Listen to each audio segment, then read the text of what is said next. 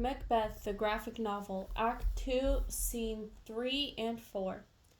There's a lot of knocking. If I were the porter at Hell's Gate, I would have to turn the key a lot. Here we have a farmer who killed himself because the price of grain has fallen. You're here just in time. I hope you brought some handkerchiefs. You're going to sweat a lot here. Knock, knock. Who's there in the other devil's name? Here we have a slick, two-faced traitor who lied under oath. But he found out that you can't lie to heaven, and so now he's come to hell for perjury. Come on in, liar. Knock, knock, knock. Who's there? Truly, it's a traitor who cheated his customers on fabric, but then got caught when tight pants came into fashion. Come on in, tailor. You can heat your iron up in here. Knock, knock. Never a moment of peace. Who are you? Ah, but this place is too cold for hell. I won't pretend to be the devil's porter anymore. And I was going to let a member from every profession into hell. I'm coming. I hope you appreciate this. Did you go to bed so late last night, my friend, that you're having a hard time getting up now? That's right, sir. We were drinking until the second clock crowded. And drink, sir, makes a man do three things. What three things would that be? Truly, sir, it turns your nose red, it puts you to sleep, and it makes you urinate. Lust it turns on but also turns off. It gives you the desire but it takes away the performance. Therefore, excessive drinking is a traitor to your lust. It gets you up but keeps you from getting off. It persuades you and discourages you. It makes you stand at attention, if you know what I mean, but then you fall down. I believe drink did all of this to you last night. It did, sir. But then I got even with drink for messing with me like that. I threw it all up. Is your master awake? Our knocking woke him up. Here he comes. Good morning, noble sir. Good morning to both of you. Is the king awake, worthy thane? Not yet. He commanded me to wake him early. I've almost missed the time he requested. I'll bring you to him. I know that hosting the king is both an honor and a burden, but that doesn't mean it's not a burden just the same. If you take pleasure in your labors, then that pleasure soothes the pain. This is the door. I'll go wake him as is my duty. Is the king leaving here today? He is, according to his plans. The night has been chaotic, Lord Macbeth. Our chimneys were blown down as we slept, and lamentations have been heard on the air. Strange screams of death and terrible voices predicting catastrophes that will usher in a woeful new age. The owl clamored all night. Some people say that the earth was shaking with fever. It was a rough night. I can find nothing like it in my young memory. Oh, horror, horror, horror! This is beyond words, beyond belief. What's the matter? Destruction has made its masterpiece. A sacrilegious murder has broken into God's anointed temple and stolen the life out of it. What are you talking about? The life? What do you mean the king? What do you mean the king? Go into the chamber and see for yourself. What's in there will make you freeze with horror. Do not make me speak any more. See, then speak yourself. Awake, awake! Ring the alarm bell! Murder and treason! Bango and Donalbrain! Donalbain! Malcolm, awake! Shake off the false death of sleep, and look at true death itself! Up, up, and see the face of doomsday! Malcolm, Banco, rise up as if from your graves, and walk like ghosts to witness the horror!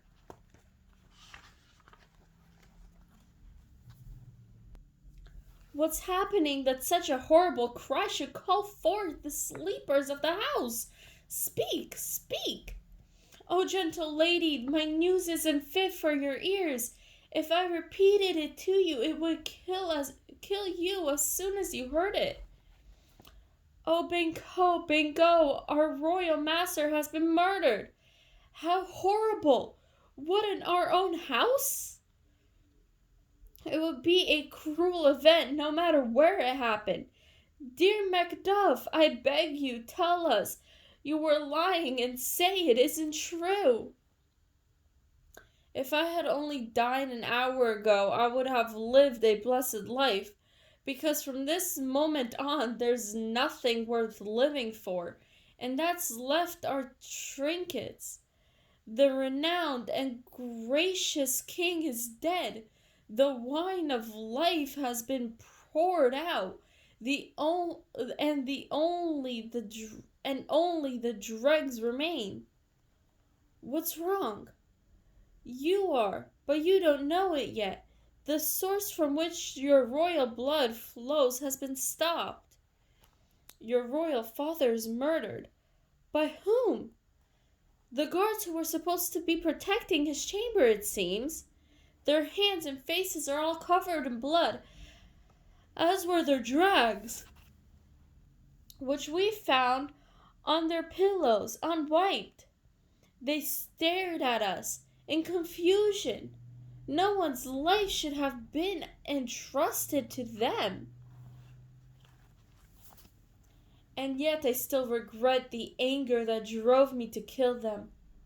What did you do for? It is horrible to be wise, bewildered, calm, furious, loyal, and neutral all at once. Nobody can do that. My love for Duncan inspired a violent rage that got the better of my reason. There he lay, his white skin splattered with his precious blood. His gashes were unnatural, inviting destruction to seep into him.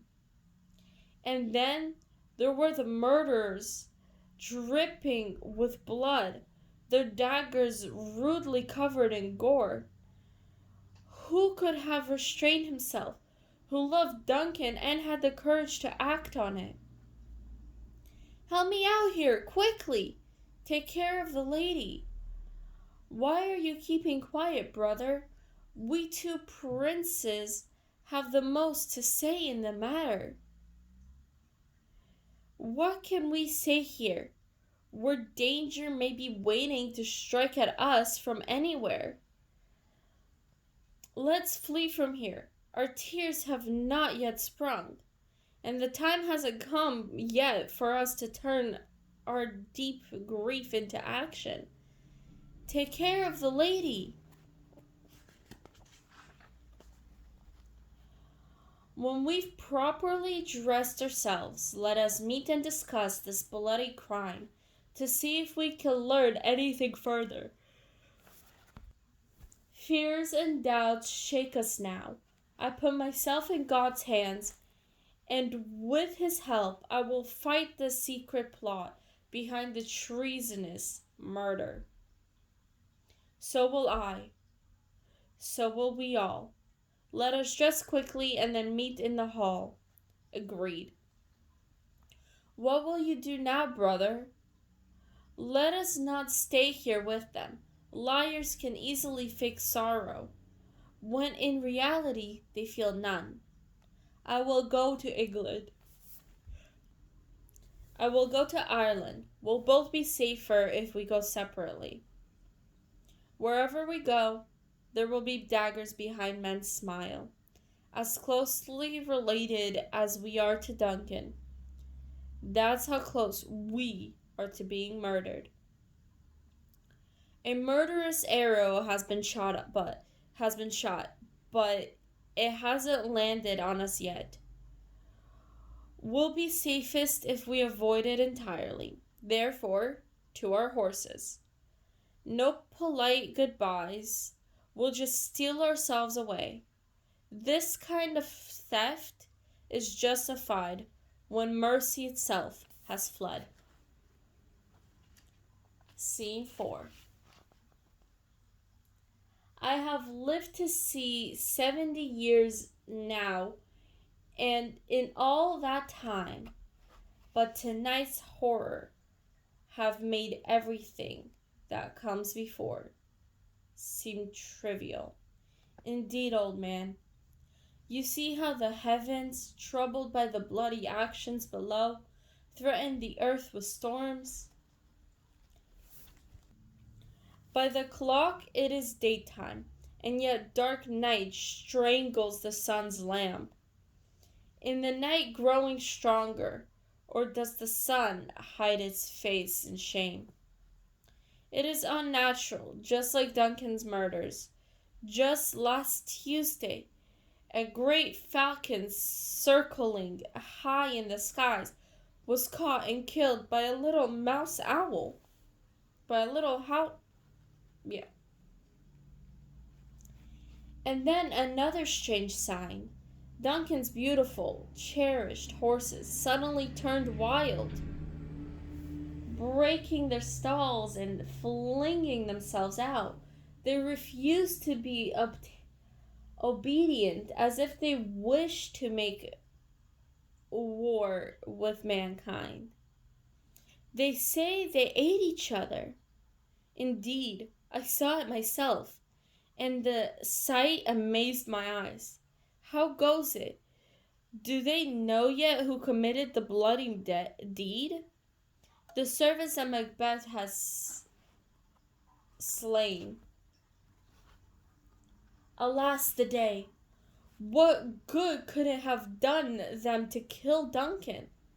They were bribed. Malcolm and Dunalbane, the king's two sons, have stolen away and fled, which makes them the prime suspects. More unnatural deeds. What wasteful ambition to destroy the source of one's life? I suppose this means the crown will fall upon Macbeth. He has already been named king and has left for Scone to be crowned. Where's Duncan's body? Carried to Comkill to be placed in the sacred tomb where his ancestors' bones are guarded. Will you go to Scone, Macduff? No, cousin. I'm going home to Fife. Well, I will go to Scone. Well, I hope you see things done well there. Farewell, and let's hope things don't get worse. Farewell, old man. May God's blessings go with you, and with all those who seek to turn bad into good, and foes into friends.